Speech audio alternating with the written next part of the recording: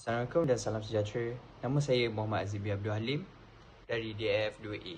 Jadi hari ini saya akan membincangkan tentang perkara-perkara tradisional dalam perlembagaan persekutuan.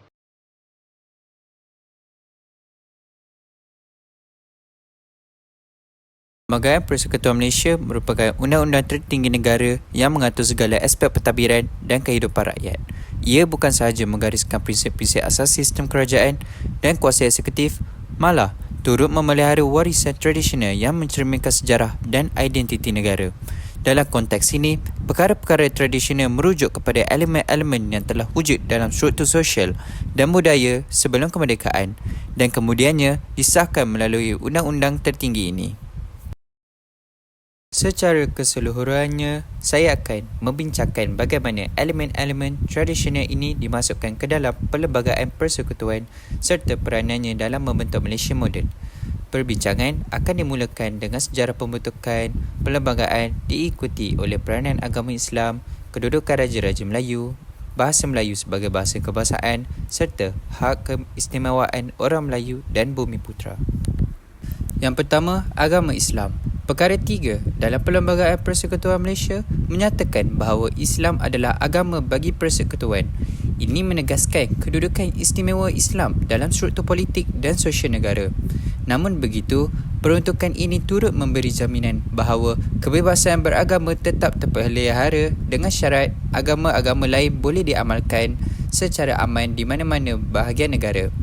Peruntukan ini mencerminkan keseimbangan antara mengekalkan elemen tradisional yang berakar dalam sejarah masyarakat Melayu dengan hak asasi manusia yang mengiktiraf kepelbagaian agama dalam negara yang berbilang kaum. Yang kedua, kedudukan Raja-Raja Melayu. Kedudukan Raja-Raja Melayu merupakan salah satu perkara tradisional yang terpenting dalam Perlembagaan Persekutuan Malaysia. Sebagai negara yang mengamalkan sistem raja berperlembagaan, institusi beraja di Malaysia memainkan peranan simbolik yang besar dalam mengekalkan kestabilan dan perpaduan negara. Kedudukan dan kuasa Raja-Raja Melayu telah dijamin melalui beberapa peruntukan penting dalam perlembagaan, khususnya dalam hal berkaitan agama, adat istiadat Melayu dan peranan mereka sebagai ketua negara di negeri-negeri masing-masing. Seterusnya, bahasa Melayu sebagai bahasa kebangsaan.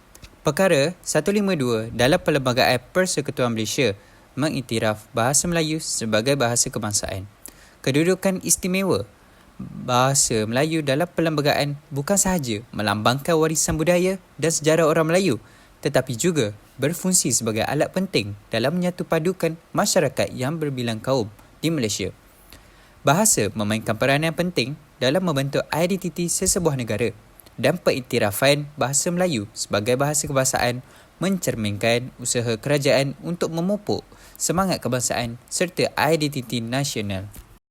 Dan yang terakhir, hak keistimewaan orang Melayu dan Bumiputera. Perlembagaan Persekutuan Malaysia memberikan perhatian khusus kepada kedudukan istimewa orang Melayu dan anak negeri Sabah dan Sarawak. Ini termaktub dalam Perkara 153 yang memberikan Yang di-Pertuan Agong tanggungjawab untuk melindungi hak keistimewaan kumpulan-kumpulan ini, terutamanya dalam pendidikan, perkhidmatan awam dan pemberian lesen perniagaan. Perkara ini mencerminkan usaha untuk mengekalkan keseimbangan sosial dan ekonomi antara kaum dalam masyarakat yang pelbagai, serta melindungi hak-hak kaum pribumi yang mempunyai akar sejarah dan budaya yang mendalam di tanah Melayu. Kesimpulannya, Perlembagaan Persekutuan Malaysia bukan sahaja berfungsi sebagai undang-undang tertinggi yang mengawal pentadbiran negara, tetapi juga sebagai dokumen yang memelihara warisan tradisional negara. Perkara-perkara tradisional yang terkandung dalam perlembagaan seperti kedudukan Raja-Raja Melayu, Islam sebagai agama persekutuan, hak keistimewaan orang-orang Melayu dan Bumiputera serta bahasa Melayu sebagai bahasa kebangsaan adalah lambang identiti kebangsaan yang mencerminkan sejarah dan budaya Malaysia. Kesimpulan, Perlembagaan Persekutuan Malaysia dengan bijaknya menggabungkan elemen tradisional dan moden, memastikan bahawa warisan negara tetap terpelihara walaupun menghadapi perubahan global dan perkembangan sosial yang pesat. Itu sahaja daripada saya tentang perkara-perkara tradisional dalam Perlembagaan Persekutuan. Jadi, saya berharap agar kita mendapat manfaat bukan sahaja terhadap diri kita, malah juga untuk negara. Jadi, sekian, terima kasih.